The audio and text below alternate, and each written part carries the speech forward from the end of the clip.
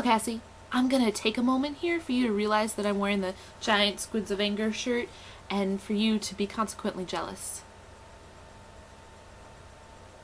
Done yet? Nope. Nope. Okay.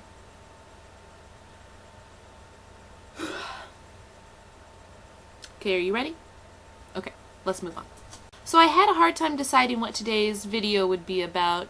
At first I kind of wanted to go through what I got for Christmas, but that seemed kind of lame because like, oh, look what I got and what you don't got. And then I thought, well, maybe I'll talk about how I want a ukulele for my birthday, which is in 13 days. Then I thought that would be lame because then I would just be talking about what I want, which is kind of selfish as well. So instead, today I'm talking about books. Books! Cassie, as I'm sure you are aware, my major at school is secondary English education with a minor in theater, because I'm fancy like that. And as is the case with many people who go into the English education department, I really like books. We have so many books in this house, it's not even funny. I have a whole bookshelf of my own that's sitting over here off camera where you can't see it. But it's totally full of my books, and I love them. The problem, Cassie, sometimes with college is college eats away at your time. And you have to read things that you don't necessarily want to read, but you should read because it's important to life or whatever.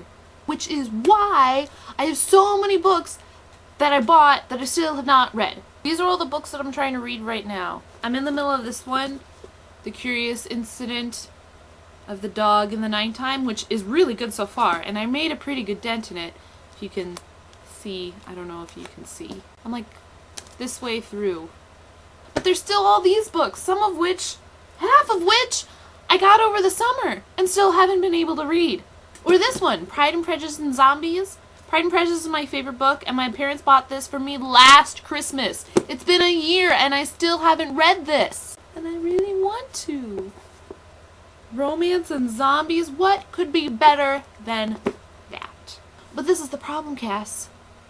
When you go to school, you gotta read what other people tell you to read. And so you don't have time to read really great books like 13 Reasons Why and Pride and Prejudice and Zombies. I'm throwing my books around. So how do we do this? How do we compete with the curriculum we're completing?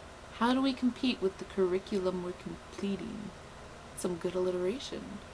But anyway, I digress. Not having time to read now makes me scared for my future.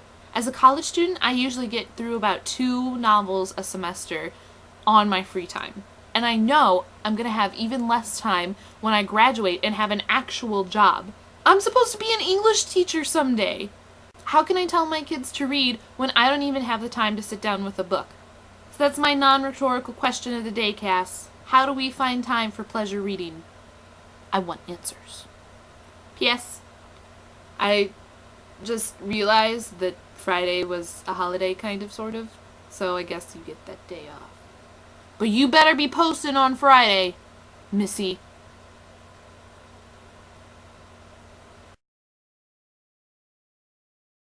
White Noise, I got this for Christmas. I heard it was good.